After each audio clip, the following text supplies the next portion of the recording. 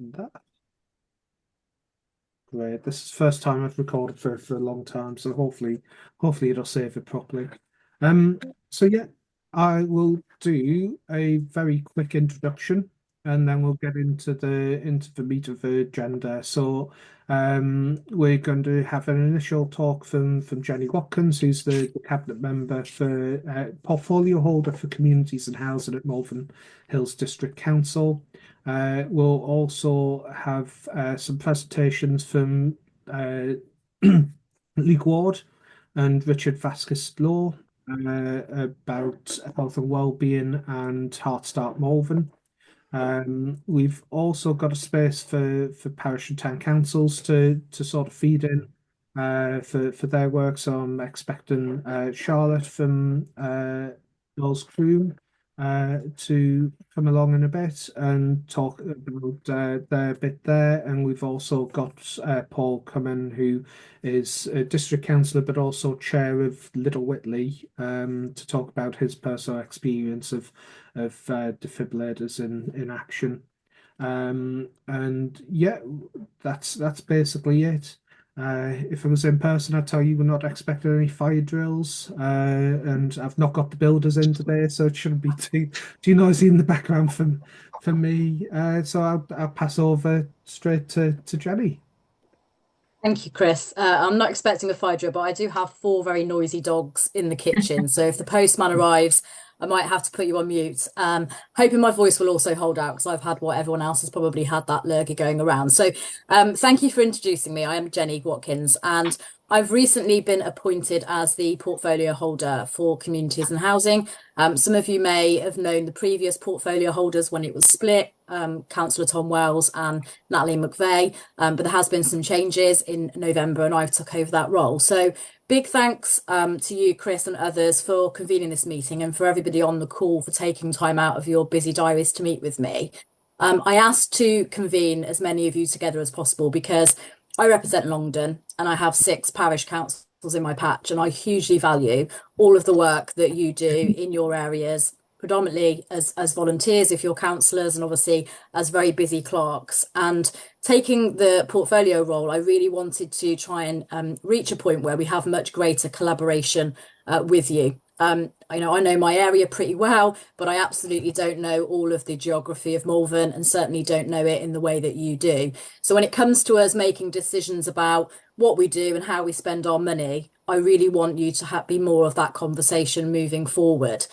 I'm not new to being a councillor. I was on Gloucester City Council for over a decade and spent a lot of time doing portfolio work there. So it's an absolute new challenge for me at Malvern. And part of that, since I took post in November, is looking about what are some of the priorities that we want to focus on for the next few years and in our council plan. And some of you may know, and probably a conversation for a bigger conversation later, but it's going to become even more important as we now know there's going to be the biggest change to local government in the last 50 years. And in effect, Malvern Hills District Council and districts and cities across the country will no longer exist. So we're also now working to pace about what are our priorities and actually what's our role now, when we're gone as a district council and we've dissolved, to help you continue to do great work in your communities. We've got far more questions on this than we have answers, and that's why I think it is a conversation we'll have to have and carry on having with you. But it does underpin the importance of some of the priorities I want to talk to you about today. We're creating the council plan. Some of you know that the topic of this discussion is around health and well-being and about how we work with you. And there's a few things that I can talk about that we have ideas and are progressing. And equally, I want to hear from you about what's important, what you feel may be missing, so that we can take that away and talk about it. Just to talk briefly to those and why I find preventable death and particularly cardiac arrest so important. We had an issue in Eldersfield where we tragically lost a resident last year. And what transpired off the back of that is there was an attempt to access a defibrillator.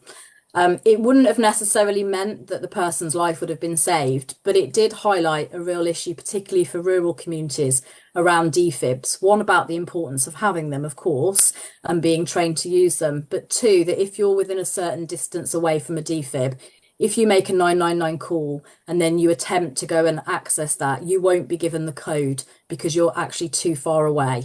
And that's what happened here in Eldersfield. I started some conversations with our MP, Harriet Baldwin, and I'm not sure if Edward's on the line today, her Chief of Staff, but also with West Midlands Ambulance Service, to talk about what we might be able to do to improve that situation. And that on the back of the conversations with Heartstart, who we already work with, and some of you may know quite well, we've started to put forward some ideas on things that we'd like to do. So the first of those is about increasing the infrastructure so that you can apply for defibs, for the things that you need to house them, the cabinets, the solar panels, if you've got issues there, and of course the training.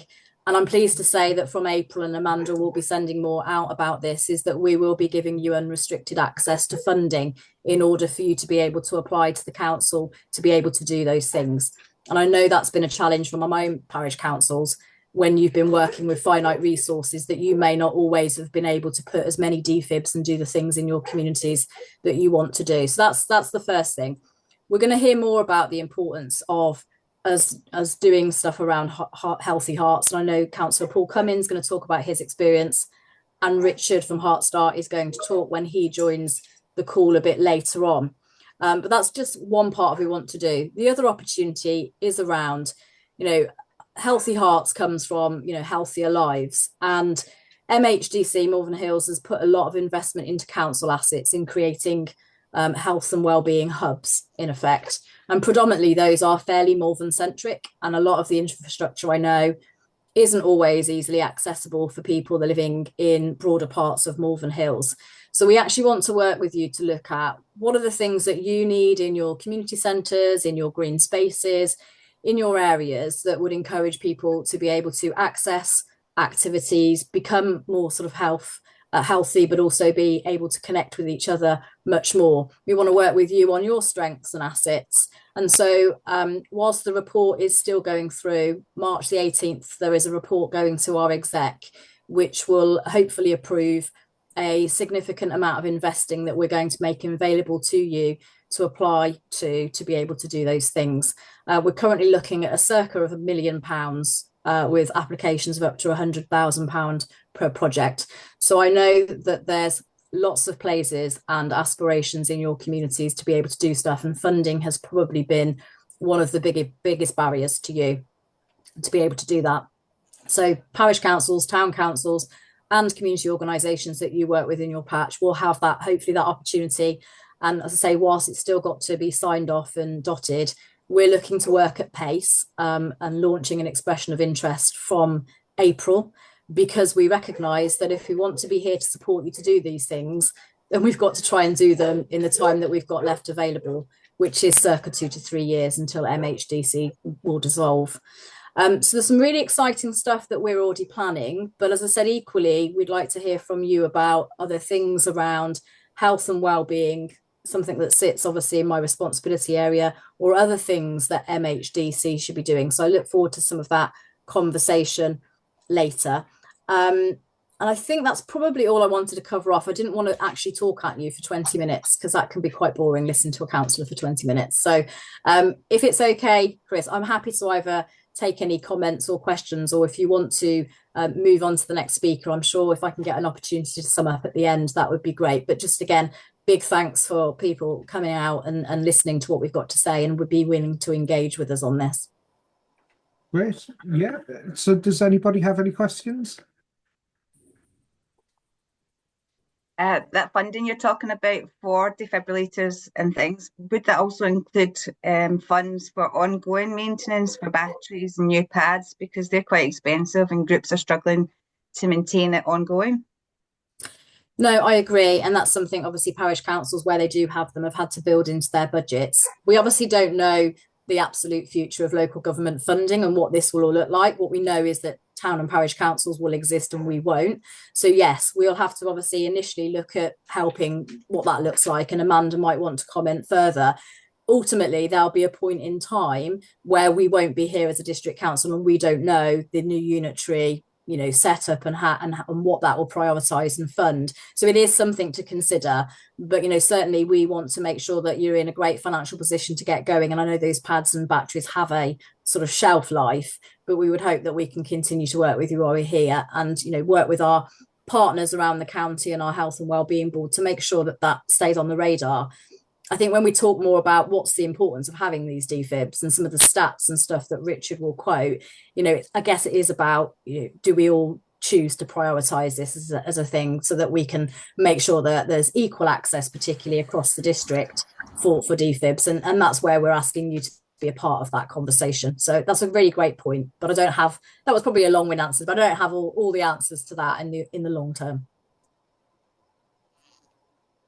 Yes. Yeah, just to add, Susan, really good question, and something that we're aware of, because we've got parish councils that are very small and funding is significantly limited. And although the headline looks like a nice package to say we'll give you free defibs, we do absolutely understand that there are ongoing maintenance costs. So my initial thinking is that we give a 5-year maintenance contract along with those as well. So it's a genuine offer of wanting those of you that are interested in getting these in place in your communities, that you can do that with a bit of freedom around having a bit more long-term investment. Great, thanks. Neil, you had a question? Yeah, can you hear me okay? Yes. Just a quick, you were talking about the fact that you had a problem in your area where somebody was too far away from the defibrillator. I didn't know what you meant by that. Can you? Oh, sorry. So as it stands, if you ring 999 and they say, yeah, you need a defib, there's one located X, Y, and Z, assuming that it's registered on that system, so the 999 operator, there is actually a set distance and limit that you can travel to go and reach one. So in this case, that's exactly what happened. Cardiac arrest. Spouse sort of drove up, rang 999, said, I need to access the defib. And they said, well, the patient's more than, I think it's 50 metres. I'll have to ask Richard, was it 500 metres? Sorry. 500 metres, and they wouldn't allow them the code. Because basically there's a policy by West Midlands Ambulance Service, and it can vary a little bit around the UK, but that you're not allowed to access the code, and in which case that was a failed attempt. Now, what some of our parish councils have done in the meantime is actually remove the code from our defibs in rural areas so that issue wouldn't occur. But the reason for this is, if you can imagine, say, for example, a couple are at home, one has a cardiac arrest, you'd ideally like them to ring 999 and stay with the patient, because you might need to start the CPR process. What they don't want is somebody sort of leaving the patient, driving off probably erratically under huge stress to get to a defib. And so they've put this policy in place. Now, we didn't know about this. So we'd been busily putting in defibs in our rural areas. But if you didn't live within the 500 metre circumference of that defib, we didn't know that you wouldn't be able to actually access it via that route. So it highlighted a problem. So, first of all, have we got enough infrastructure? And we're obviously trying to solve that problem, because the more you have, the better. But that isn't going to solve the problem, particularly in rural areas. So the other part of the scheme that Richard will talk about when he comes online is, yes, of course, getting people trained to use them. But West Midlands also offer a community response scheme. So if you were to work with all the people that volunteered for training and was trained up, you could effectively join a scheme which acted as, when that call comes into the operating centre, they would then, through a sort of telephone cascade, contact all the people and say, got a couple, one's had a cardiac arrest, can you drive to get the defibrillator and take it to them and assist them? So we're looking to set something up like that in Longdon, and it'll be something that Richard, through training, can talk to you in partnership with West Midlands to see if it's appropriate and something you want to do in that area as well. Does that make more sense to the context?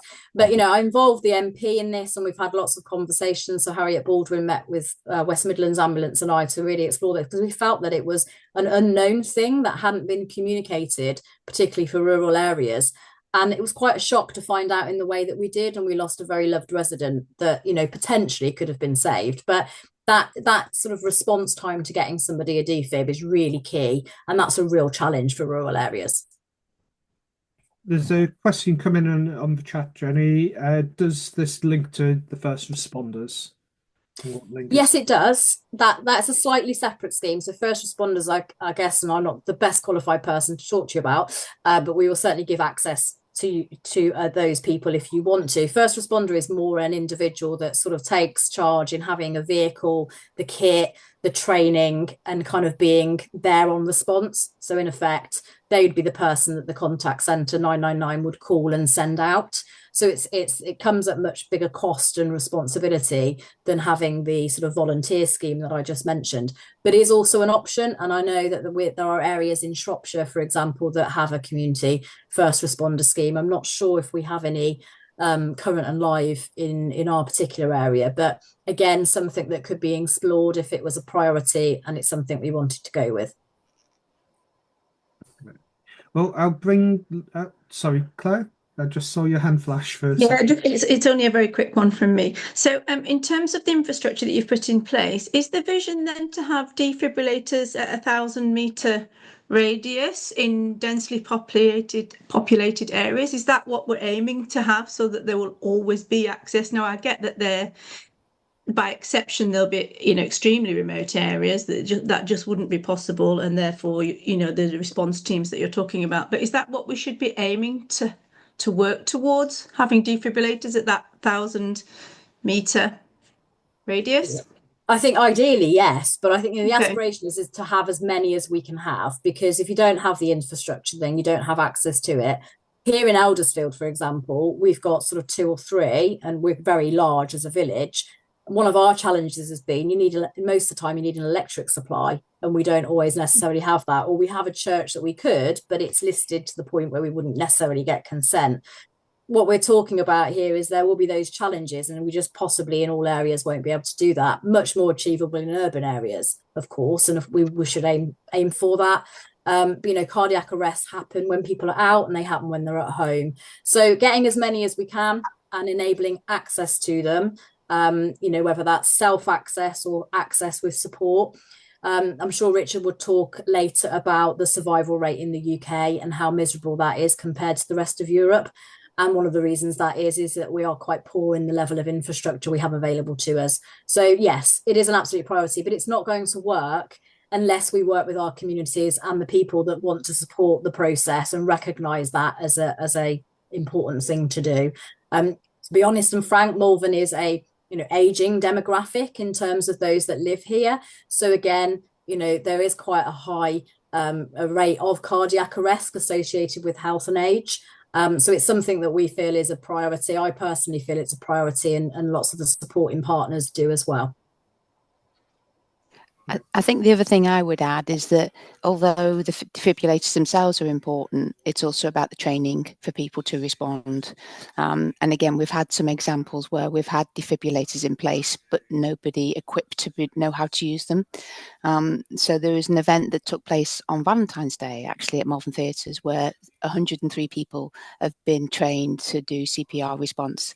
So it's part of that, how we help to create people with confidence that in an emergency situation will know how best to respond. Any other questions? No? Well, I'll introduce Luke. Luke's from the County Council. I'm going to give a presentation on bleed kits, I think, Luke. I'm going to jump in. It's Jim Bayliss, poor old Luke. He's the expert on defibs for the council, but I'm going to talk about trauma kits. So very briefly, I'm Jim Bayliss. I work at the County Council and in the Public Health Department in the community safety world. And I did 30 years in the police locally. So one of the pieces of work that I've been given is to look at the Protect legislation, which you may or may not be aware of. So after the Manchester Arena terrorist attack in 2017, the government said it would legislate to make locations and events safer from a terrorist attack. That legislation is due to come in very quickly now, probably becoming law, we think, by the summer. And what that will mean is that will give organisations a responsibility to put in mitigating factors to reduce the risk from a terrorist attack. It sounds very complicated, and it is. They are talking about locations which has 200 or more people there, That's a standard tier, and 800 more for an enhanced tier. And it's gone through a lot of discussion, a lot of issues, a lot of questions around what it means.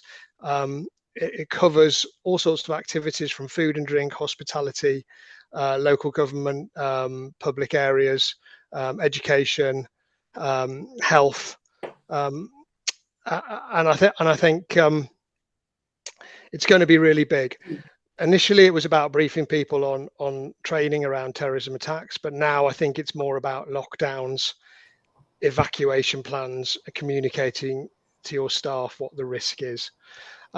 So from the county council perspective, we've been working with our friends in the counter-terrorism security space, and one thing that was plugged very early on was an encouragement for trauma kits. These are bleed kits. They are designed for anyone to use without any first aid training. So what we've done is we've put funding available on the county council website under the Protect site for organisations across Worcestershire to apply for these trauma kits. I have to say the response has been fantastic. In fact, so much so we've had to shut it down so we can catch up with the applications. We've had applications all across Worcestershire, from sports groups through to various organisations, schools, air cadets, army cadets. And so this is a bit of a plug to say, have a look at that site and apply. All we really ask is, please don't apply for anything under over £100. Identify the trauma kit yourself. There's loads out there. There are links on the site that explain what a trauma kit is. It is basically material in that kit that's designed to stabilise a casualty, to stop them bleeding out. So it's got tourniquets, it's got bandages, it's got PPE in it. And that certainly for a rural community is really important. A lot of people are linking it in with defibs. The packs vary in size, but they are fairly small. So potentially some people are thinking they may be able to put them into locations where defibs are. And this is designed really not so much to totally support the Protect duty. This is an extra for the Protect duty, but it's also designed to support the County of Worcestershire from any threat. So although the Protect duty is around terrorism, we recognise that there is a risk from knife crime. We recognise domestic abuse. Even a road accident or an industrial accident could really impact on this, and this is why trauma kits are useful, really. So that's what we're doing, and it's all part of trying to keep Worcestershire safe. It's a method, you know, it's a tool when tragically the issue has already occurred. It all falls into the contest strategy, which is around counterterrorism. It's a reactive tool, but we're also trying to do further work to prevent activity in the first place around serious violence. Anyway, we've just got funding for every school in Worcestershire to have a bleed kit, a trauma kit. We have to look at that and think that's really sad. We wouldn't have even thought of that 20 years ago. But the take up from school has been really positive. Sadly, a lot of primary schools are applying. So yeah, that's where we are with trauma kits. If you want to talk about defibs, Luke's available as well. But I think, does it link to first responders? Yes, it does. We've had first responders apply, and I understand you have to get your own kit. So yeah, we're adopting a very wide approach to this. So we've even had private hire companies apply. Now they don't fit the Protect duty, but actually, if you think about it, a hire taxi company, you know, they're likely to be in the middle of the town when a stabbing may occur. So we thought that was a really good option. We've obviously got to be sensible. We can't give them to everyone. We're looking at one per application, really, just so that we can spread it out across Worcestershire. Does that make sense? We've got a question on the chat, Jim. Is bleed kits available to village halls, even though many are below 200? Yes, I think so. Please put in, yeah. As I said, we don't want to be too prescriptive over the 200. The Protect duty talks about people planning events. If you look at the terrorism issues right now, the most recent attack was actually in Worcestershire last year, with the attack, which was a stabbing at the Pear Tree Hotel near Hinlip. So my view is yes, we would look to support that as long as the funding is available.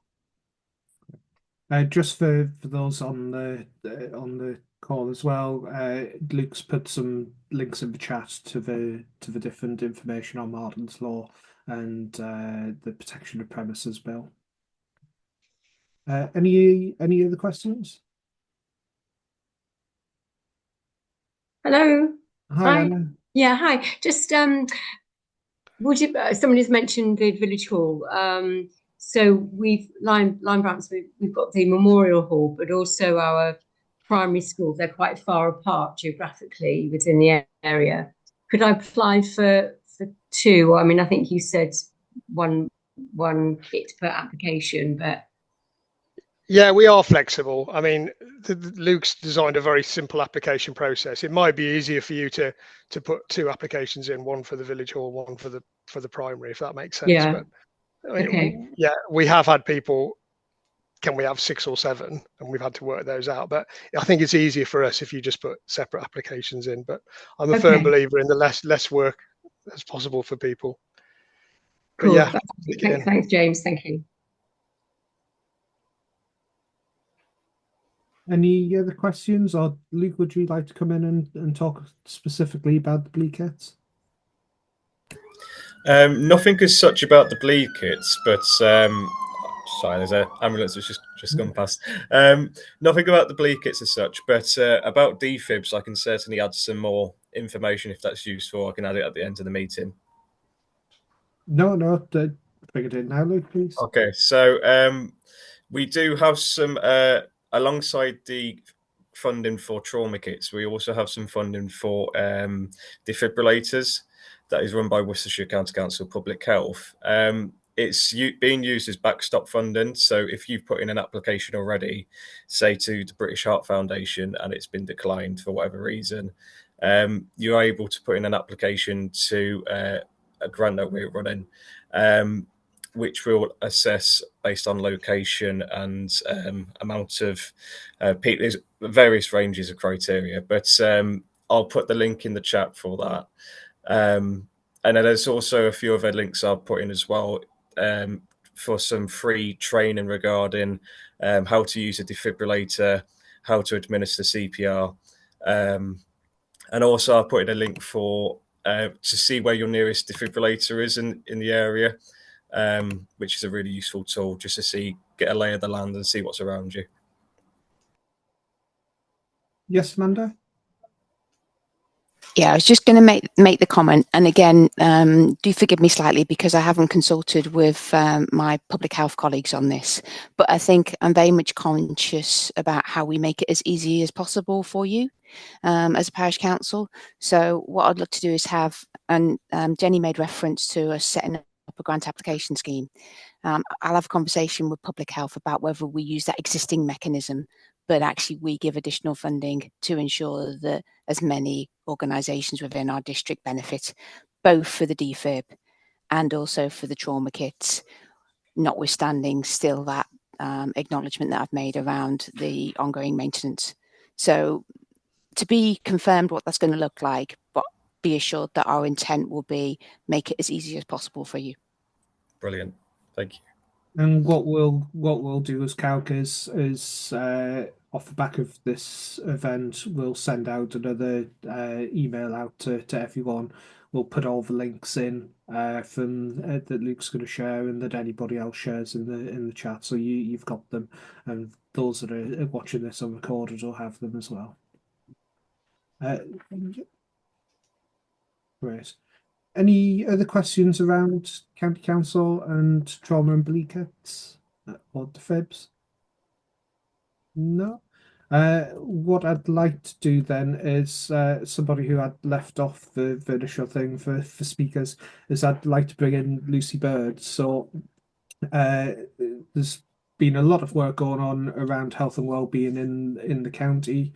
What we've seen and what other county associations are seen in the country is that there's been a sort of disconnect with town and parish councils, and we felt that it was important to try and bridge that. So we worked with the county council and applied for some funding, and as a result of that, we've got the role that Lucy's got as the CALC Health and Wellbeing Officer.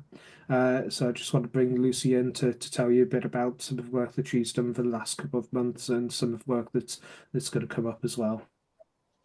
Yes, Lucy. Hi. Right, I have got some pretty slides to put up, so I'll just bear with me while I do that. There it is. Oh.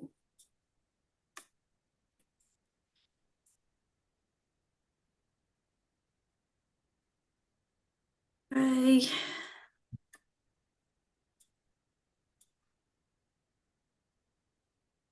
Okay, everybody see that, hopefully.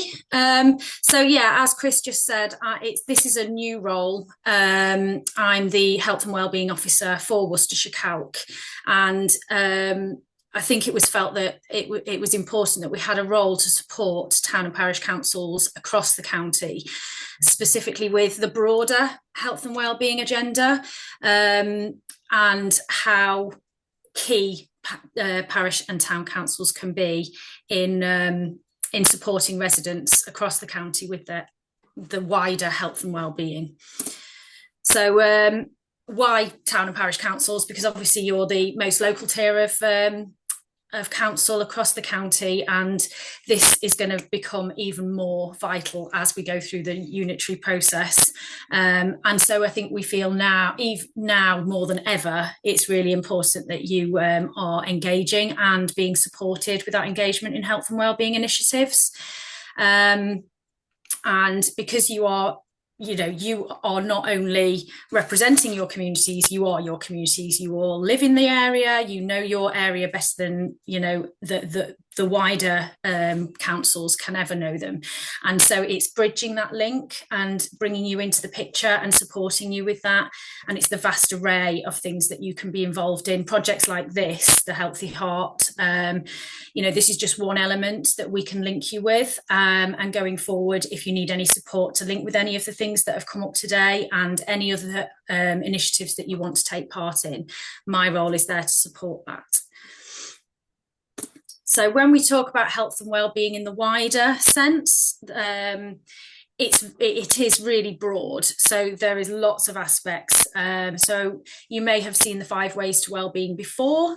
This is a nationally recognised view of looking at health and wellbeing as a whole.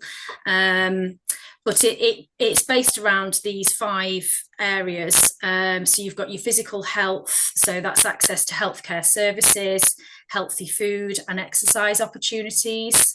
You've got mental well-being, which is the support mechanisms, and this is all linked to prevention. So what we're looking at within the community is preventing people needing additional support. It's that they can get support within their own communities. So it's being able to access mental health support resources.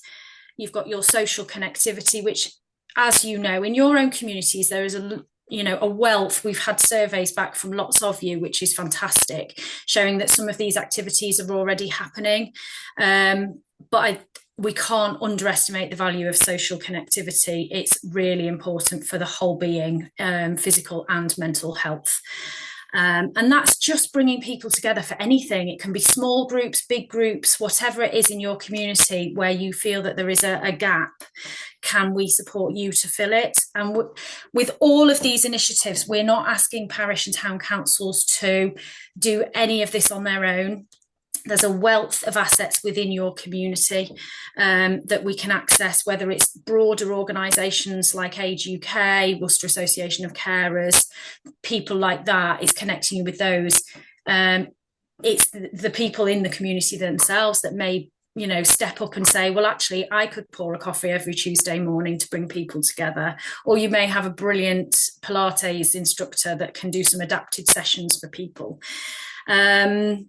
It's looking at environmental factors, which is a lot of the things that you're already doing, creating better green spaces, opportunities to get outside, is walking accessible in your area, cycle paths, and then health education and resources. And that's allowing residents to be empowered and make their own healthy choices. So do they know how they can improve their own health and well-being? And so my role is to support you to identify some of these areas that you could help your residents with.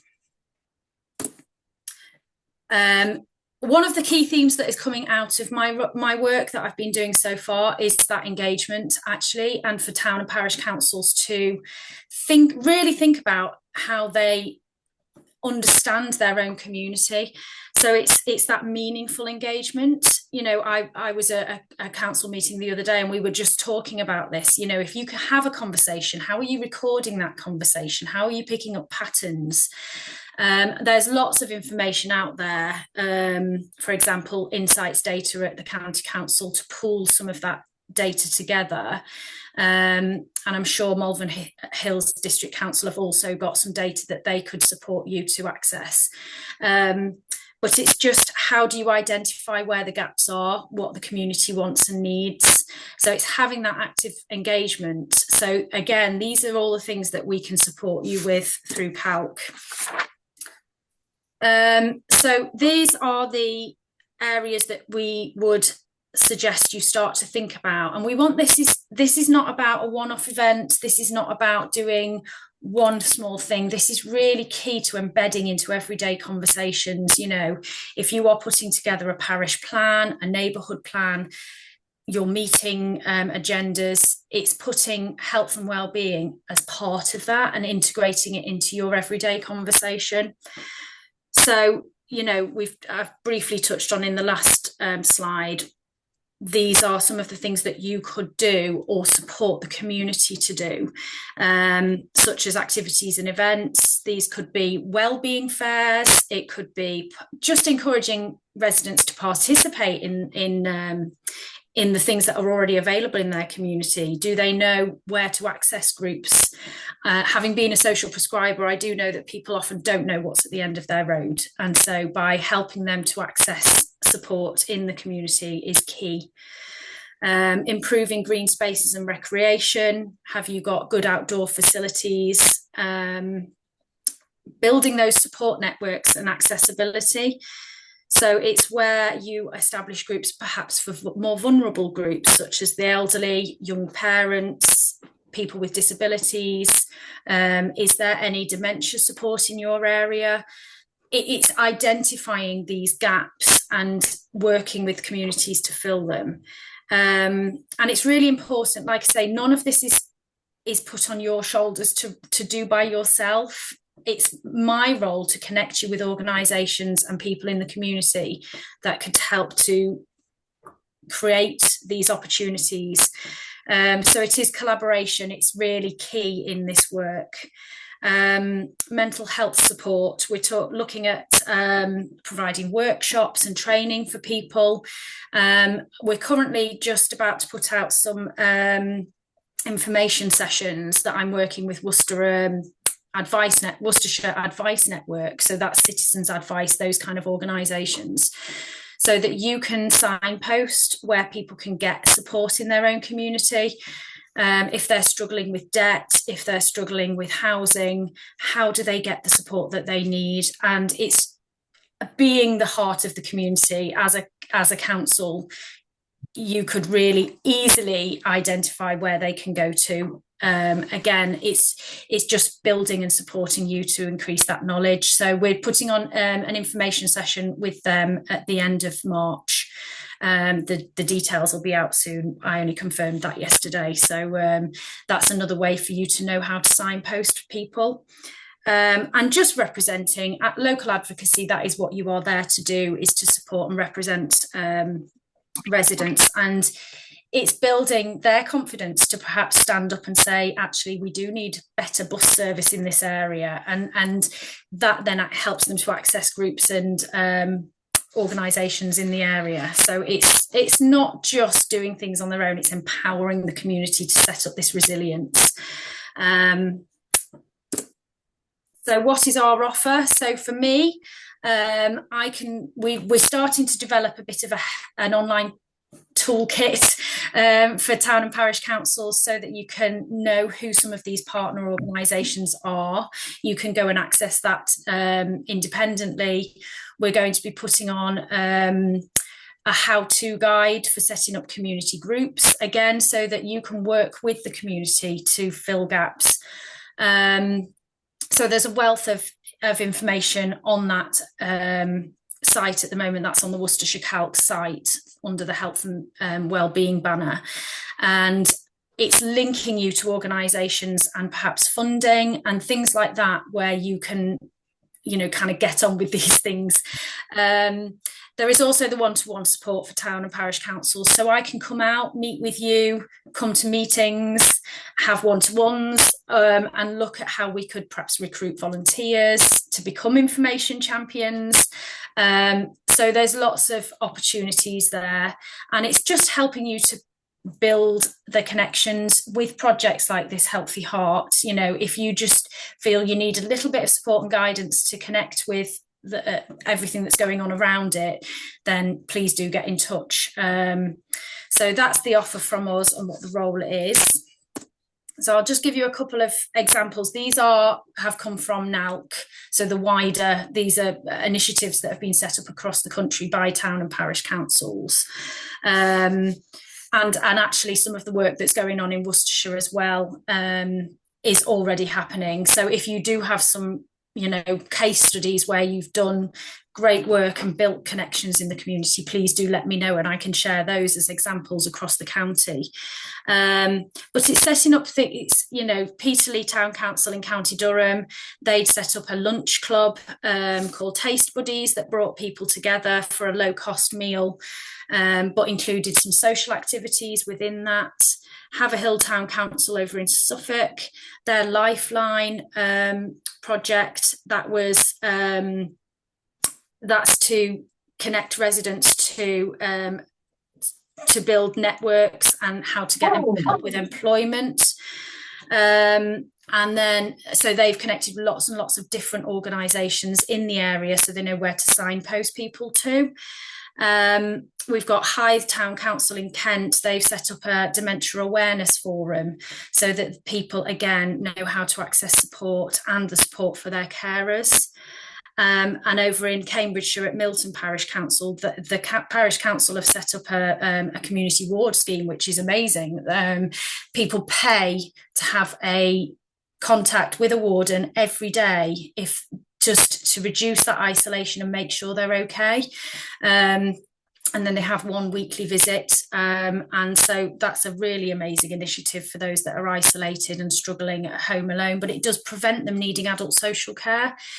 So there's lots and lots of different ways that you can support residents in your area. And with this initiative, we're hoping that you can get in touch and I can support you to do any of those things. Thank you. That's a lot of information there. Any questions for Lucy? No. Well, we'll go on to the next sort of stage of the agenda, which was it was basically a parish council perspective. So it's an open discussion from parish councils. But I'd like to bring Charlotte and also Paul coming in. Maybe it's Paul first to talk about your personal experience of defibrillators in the community, Paul. My apologies for being slightly late. I wanted an update before joining. 11th of May 2021, in terms of weather, was very much like today. Nice sunny day.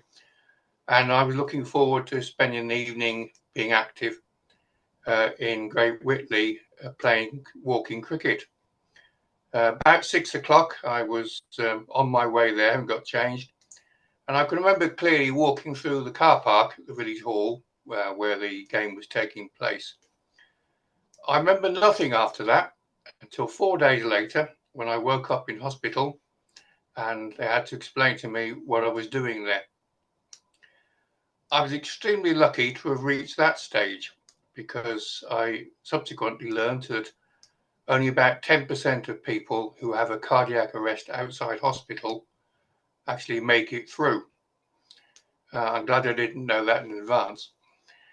And also, the next question was, what happened to me while I was suffering from the attack? And I had to piece it together talking to people afterwards. Fortunately, one of the players was a lady who used to work in the Navy, and therefore had a certain amount of training on CPR and taking control situations.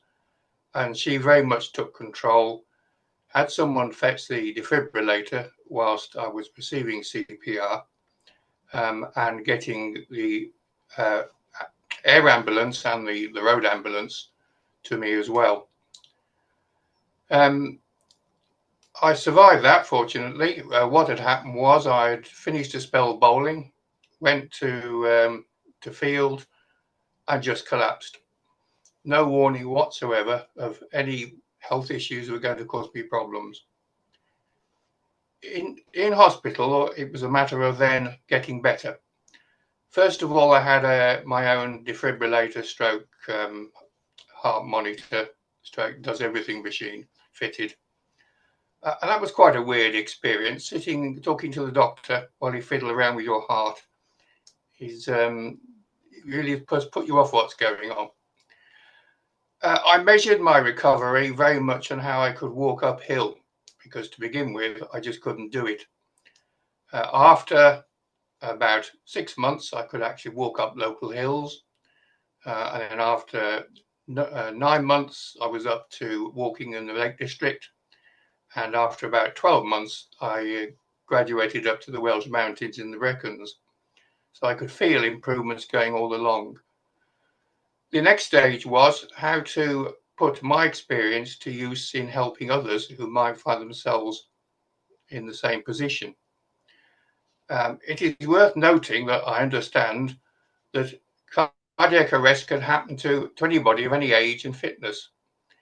And it was this that came home to me quite clearly, because it was at the time when Christian Eriksen, the Danish footballer, I think it was the European Championships at the time, had the same problem. And watching someone who was fit gradually get better as well, so that he was playing his game fully in this country, although in Italy he wasn't allowed to, was of great help to me. And that is why I'm quite happy to talk about it now, in the hope of helping others who see you can survive it without having a long-term problem. The other point was that it was making clear to people the difference between a heart attack and a cardiac arrest, because in most people's mind, including mine probably beforehand, they're both the same. Well, of course, they're not. They require different treatment. I then, when I was back at meetings, which wasn't very long after my attack, I then tried to persuade the council to improve the register of defibrillators in the district, so that people knew where they could go to. And I learned then about the use of the circuit, the list kept of all defibrillators that are registered across the country. So again, people can find where they are when they need them. And lastly, I thought I ought to know more myself what to do in case I was with somebody who had the same problem. So I was fortunately able to attend a very good training meeting in one of the local villages, who took us through CPR and also the use of a defibrillator. It's much simpler to use than you might have thought, because there are clear instructions given as to how to operate it as you go through. And it's also very handy if you've got keep calm and controlled, because it's fairly straightforward then. And I still have in my pocket of my overcoat the mouth mask that we were issued with. I hope I never have to use it, but I'm ready if I do. So as I said, one of the things I've been doing is talking about it, and I'm quite happy to talk to anybody who find themselves in this position, to help them get better as well. Thank you, Paul. I just think that's really sort of poignant story of a real outcome of having the defibrillators in place, and it does make such an important aspect when it's successful. So thank you for sharing that, Paul. I just want to bring Charlotte in, unless there's any questions for Paul. No, thank you, Paul. Charlotte, do you want to talk about what you've done at Earl's Croom with setting up the defibrillators there, please? Yeah, good morning, everybody. So 9 years now we've had a defibrillator in Croom parish, and it all came about when we were offered the purchase of the old phone box, the old BT phone box. I expect you've all been offered the same. I think it cost us £1. So we thought for posterity that we would purchase it, and then wondered really what we would do to what use we would make from it. So we sort of mooted a couple of ideas really. We've seen sort of libraries run out of them, and obviously defibrillators being housed in them. So we started with, we did a leaflet drop initially, seeing what interest there would be from the community. So every household in our small parish received a leaflet asking them to give us any feedback on their opinions, what they would like to see in there. We didn't want to assume that defib would be the way to go. As with most things, you don't get a great deal of responses, but the responses that I had were all overwhelmingly in support for housing a defibrillator. So the next thing I did was start looking at funding. There was, 9 years ago, there wasn't this interest that there is now. The British Heart Foundation were running schemes back then still, so I applied to them and managed to get £400 towards the purchase of the defibrillator. We did another leaflet drop asking if any parishioners felt that they could contribute financially to the purchase, because I'm sure you're all aware, the defibrillator really is only half the job. You need the cabinet to house it in as well, which needs to be a heated cabinet, unless you're storing it inside a building, but then it's very difficult to maintain public access. So the heated cabinet and the electricity supply is also to be considered.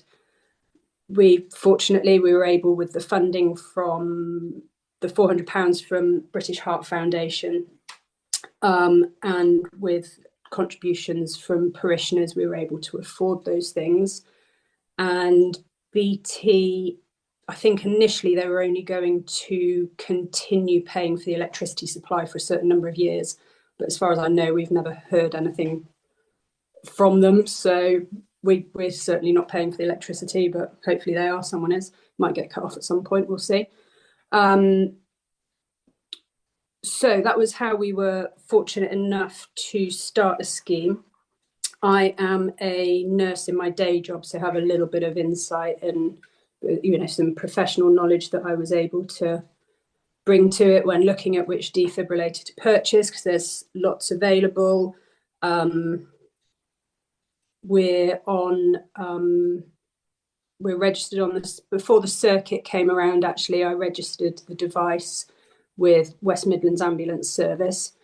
The British Heart Foundation, back 9 years ago and still now, they do ask for their defibrillators that they funded to be put in unlocked cabinets.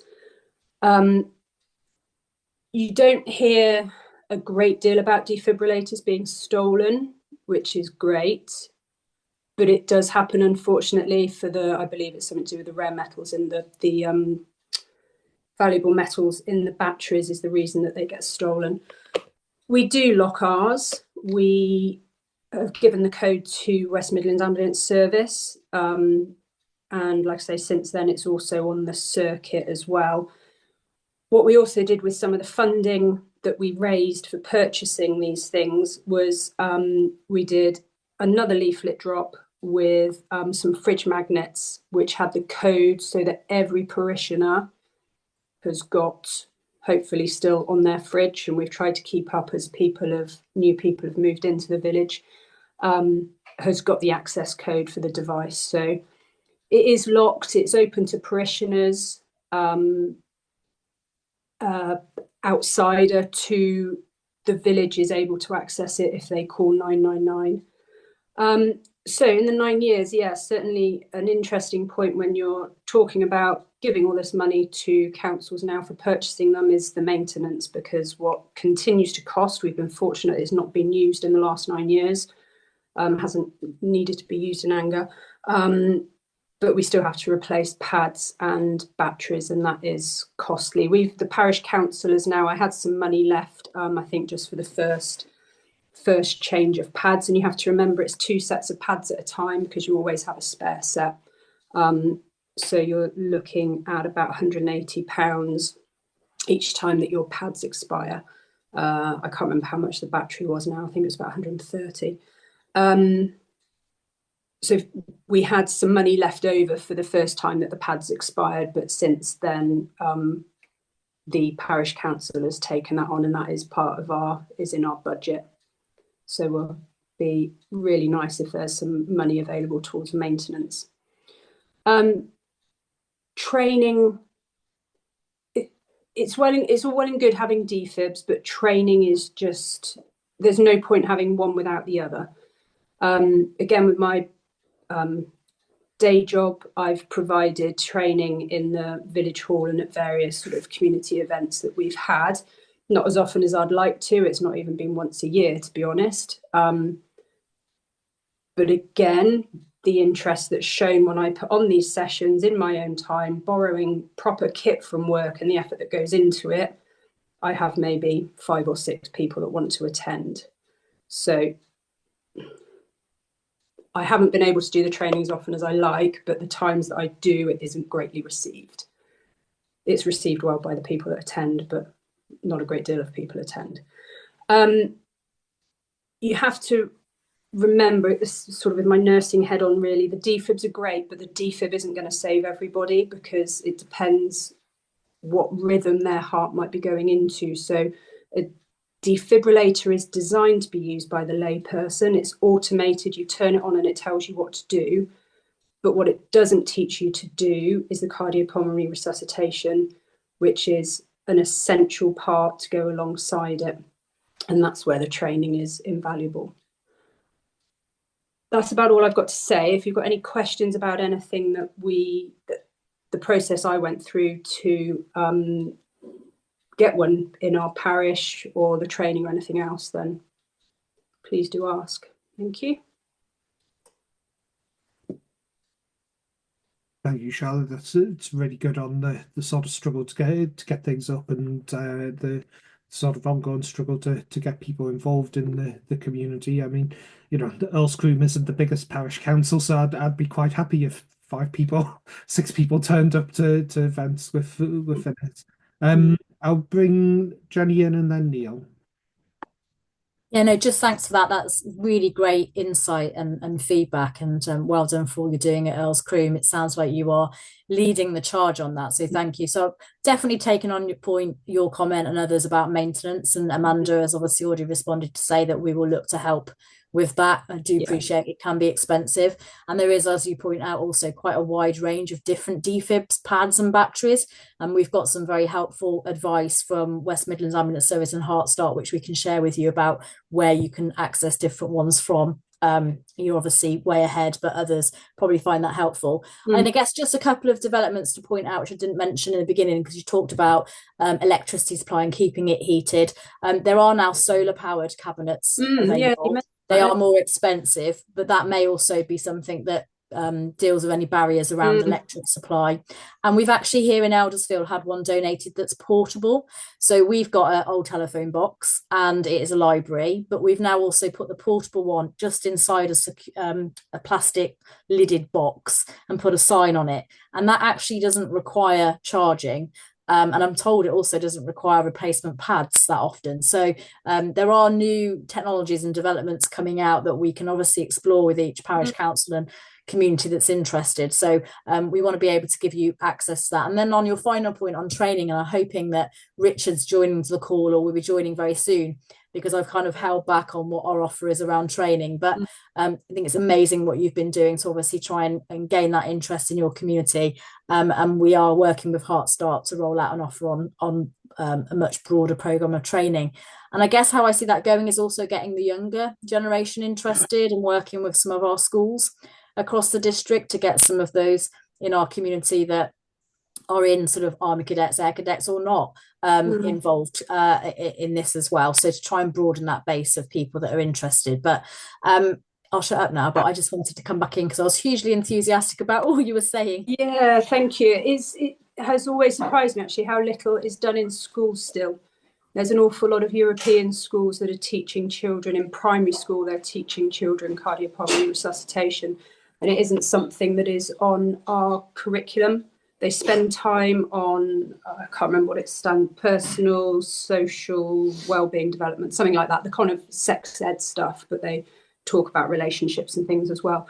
So I don't know if anyone has any influence on getting it into a school curriculum. And something else I forgot to mention, sorry. I've mentioned a few times the British Heart Foundation. So it's the British Heart Foundation that coordinates Circuit, which is where you, which the gentleman Paul mentioned. British Heart Foundation have also got loads of learning resources on there. So people can access that from their homes, literally within 15 minutes. You can be watching a video and learning how to provide cardiopulmonary resuscitation and sort of demystifying, if you like, the getting your hands on a defibrillator. That'd be great. Just sorry, Christopher, if I can just respond. Amanda, we'll take away the thing about schools. And wouldn't it be great? I mean, I know that we've got Pendop Primary's got a defib attached to its building. Absolutely take your point that we should be looking at including this, and maybe we can help facilitate some of that with our partners. And maybe as all of you have links to your own parish schools and community groups, is, you know, please spread the word. Like I say, the more people we can get to try and take up the training of all ages will be of benefit for the future. Neil had a question. I'm just going to bring Neil in. Yeah, just an observation from what Charlotte was saying. It's just Earls Clune Parish Council. I'm from Kempsey, which is slightly bigger. Yeah. And we've got, I think we've got 5 defibrillators in Kempsey. Wow. At the moment. 3 of which are owned by the PC and 2 of which are owned privately. I think we're going to have, we're having a new community centre and sports facility being built in Kempsey, which should be finished in the next 150 years. So when that's finished, we'll have another defibrillator on that one as well. I'd also like to see one on the church, to be honest. But a couple of thoughts, actually, for those of you of slightly bigger councils. At the moment, Kempsey has had about 500 new houses put into Kempsey in the past sort of 3 or 4 years. We're due to have another 2,500 that are going to come in near enough at the north end of the village. So those sort of areas, when it does expand, you're going to have to think about defibrillators in those sort of areas. At the moment, most of our defibrillators are in the village area rather than in the sort of outlying area. But I would just mention one thing, that our latest defibrillator that we put on the main road in Kempsey was gifted to us by one of the developers who were building some new houses. So if you're trying to, I don't know what the official word would be here, squeeze money out of these people, then I think that's sort of something you might want to consider thinking about. So that's useful. And we are looking at training as well. You've got Claire Whitten here. Claire's our assistant clerk for Kempsey, and she's been organising some training, which we're having, I think that's on the 23rd of April, which is going to be the first of our training sessions. But you're right. I think it's very nice having these things in, but it's pointless. And a final thing I would say, and I'll shut up, is the fact that about leaving them open and that sort of thing. One of ours has been the subject of vandalism. So you've got to be a bit careful about leaving the things open. But that's where we are in Kempsey anyway, just to give you an idea. That's excellent, Neil. I'll pass over to Amanda and then bring Jenny back in. Thank you, Chris. I've just noted that Richard is on the call now. I'm not too sure if we caught the conversation, but the comment about engaging with schools around the training is absolutely critical. And Richard, it's just a polite heads up to make reference to the work that you've been doing with schools as part of your presentation when that time comes. Thank you. Jenny? Just to thank and say well done to Kempsey, and absolutely great point about the developers. You're quite right. We must squeeze them to do stuff from the outset. They are required to do social value, and I think Paul, me, and Amanda will take that back and have a view of what we can do to have those conversations early on, so that we've got developments going across the district that we can get some of the infrastructure put in that way too. So thank you. Just also to say that Harry's popped in the chat. Harry Barnes is on the call, and he works with Dame Harriet Baldwin, and they're quite happy to ask the Department of Education about the curriculum with respect to DFIB training. So hopefully Harriet can take that sort of mantle on and push with the Department of Education for more training in schools. So yeah. Unless anybody else from the parishes wants to come in and talk about their experience with DFIBs and about health and well-being around getting more people active, then I'll pass over to Richard to bring in. Thank you. Apologies for being so late. I'm still working full-time, unfortunately, and it's as I can get out of work. I've got a presentation to share, so I'll see if I get that up on the screen now. Can you all see that or not? Not at the minute. I've got it open on mine though, Richard. If there's a problem, I can share for mine. Let's have another go if I can. And yeah, this one side, you got up a little bit. Give me a second. There we go. Is that okay? Yeah, that's brilliant. Yeah, brilliant. Thank you. So just to introduce myself, my name is Richard Backislow. I used to be a paramedic many, many years ago, and that's where my interest in community resuscitations come from. And I'm also now sort of chairman, sort of founder of Heart Start Malvern. So the sort of title of my presentation really is creating a healthy district, but a community led to saving lives. And what we've got to remember is that quite a few people die from this condition called cardiac arrest every year, but it's as a community we can make a real big difference into the number of lives that are actually being saved. What I want to do over the next sort of 10 minutes is just to recap on some of the main points about out of hospital cardiac arrests. Just touch on something called the chain of survival, and that will explain why. I'm sure we're all convinced that the training is important, but why the training that we provide is important. Just give you a quick overview of Heart Start Malvern and what we've achieved over the last sort of 7 or 8 years. And then hot off the press, some very, very exciting plans for Malvern Hills District that will address some of the comments and questions that were raised earlier on. So the out of hospital cardiac arrests, what we know is there's roughly 84 cardiac arrests, out of hospital cardiac arrests when heart attacks stop for 100,000 people.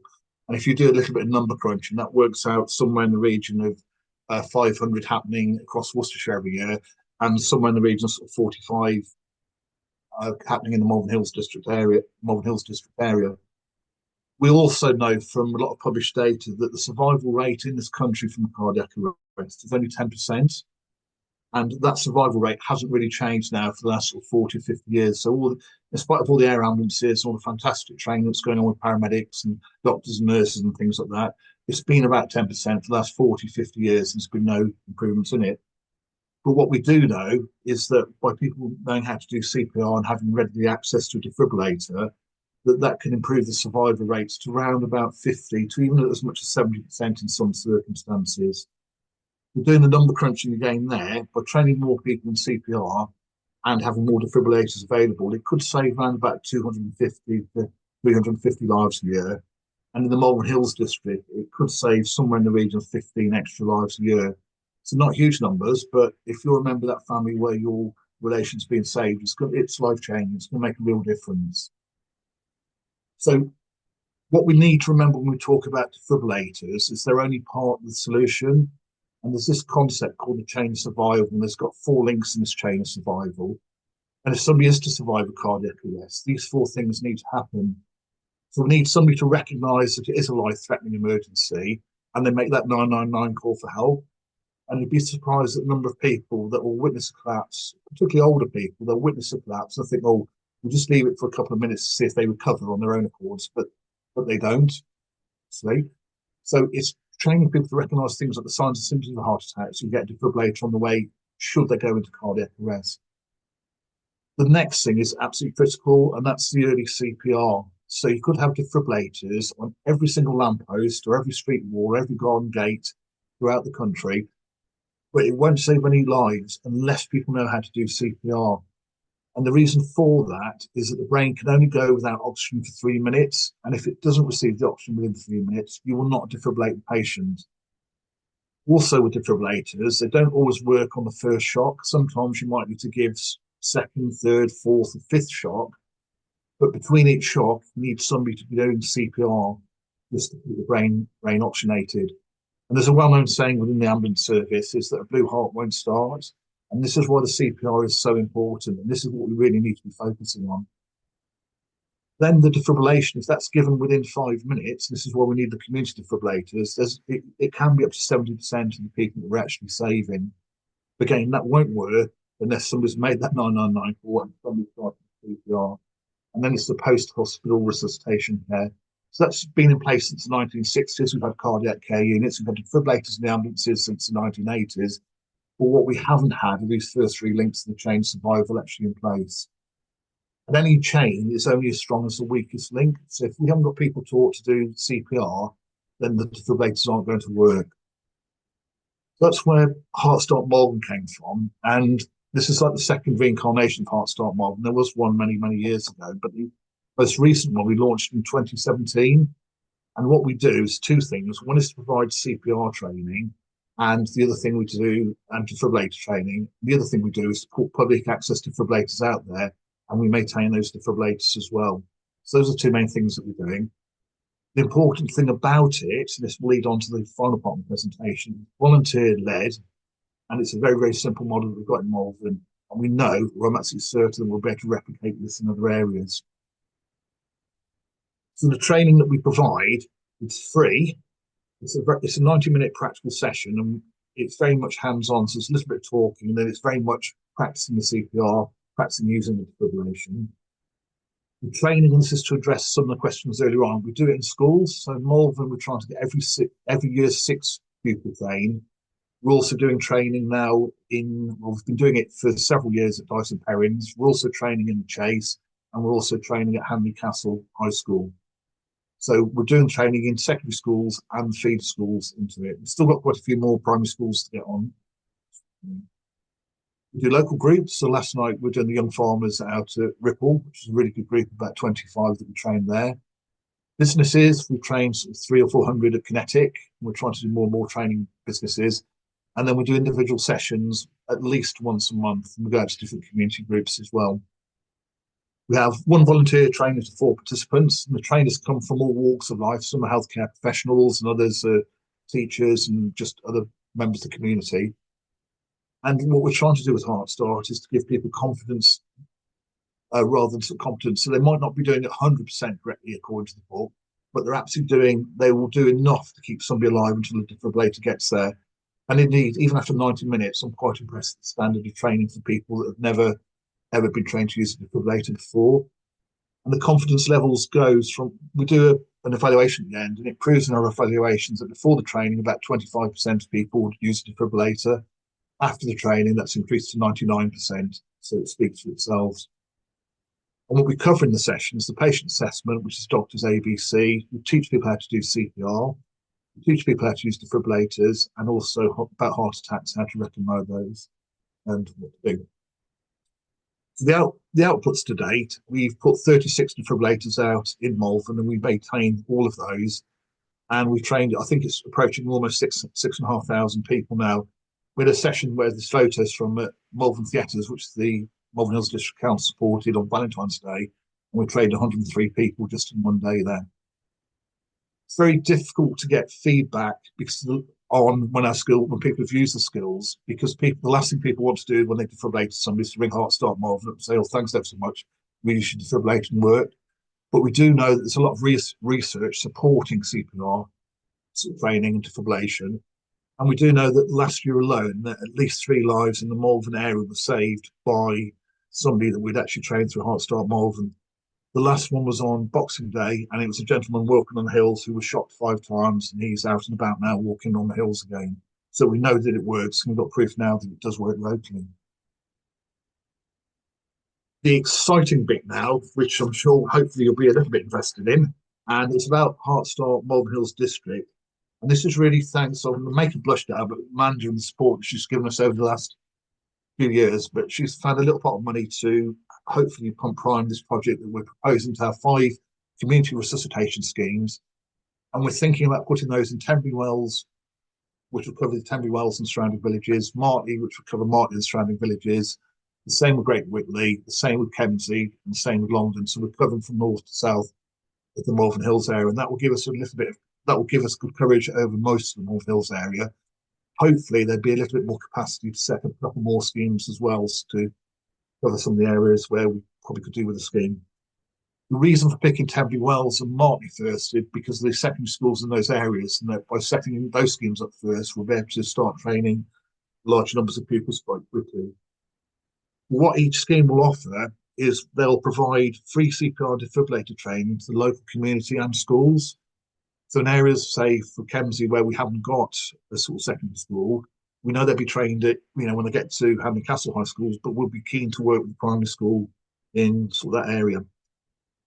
We'll also be looking to increase the number of defibrillators in each of those areas. We'll be doing local sort of fundraising. We've learned quite a lot over the last 7 years with Malvern, and we want to replicate that in other areas. We'll ensure that all the defibrillators are maintained and they're actually on the circuit, and we'll hopefully end up helping to develop a community defibrillator scheme, which I know Jenny is quite keen to set up throughout the sort of Malvern Hills area. The support that we're going to provide to each area is we'll support them with scoping and planning the sort of community resuscitation scheme. So looking at what potential volunteers might be in the area and how we can actually set up a scheme within that area. We'll be delivering some 4-hour trainer sessions, because the training to teach somebody to use the defibrillator, do CPR is really quite simple, quite straightforward. So we'll be offering each scheme a number of those. We'll be mentoring the new trainers just to make sure that it's all standardised across the area. And then we'll also be supporting the schemes to look at grant making and sort of fundraising as well to get more and more defibrillators within that local community. And then we'll be advising on purchasing and installing defibrillators as well, because we've learned a lot. And also by buying in bulk, we'll be able to get things like pads a lot cheaper than sort of £90 each. We'll also be supporting each community scheme for providing 6 resuscitation mannequins, 3 training defibrillators, insurance certificates, and all the other consumables. They should be able to deliver groups of 12 at a time. But then if they've got bigger sessions to do, we're hoping that 2 schemes will come together and sort of train groups of up to 24 when necessary.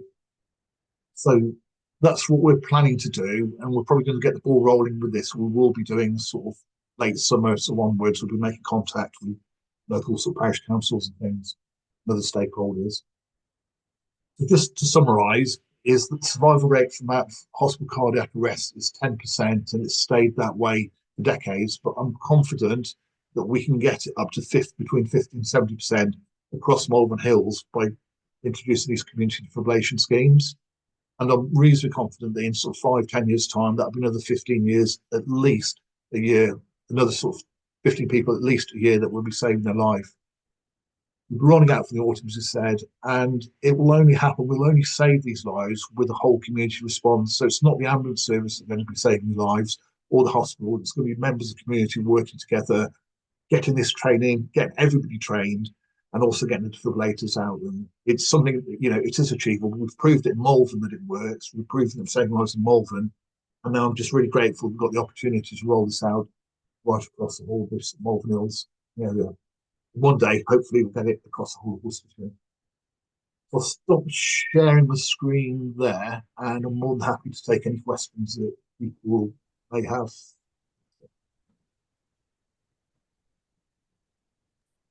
Does anyone? I'd just say I think that's fantastic. I've contacted you at Heartstart before and asked if there was any chance we could have an event in Tenbury.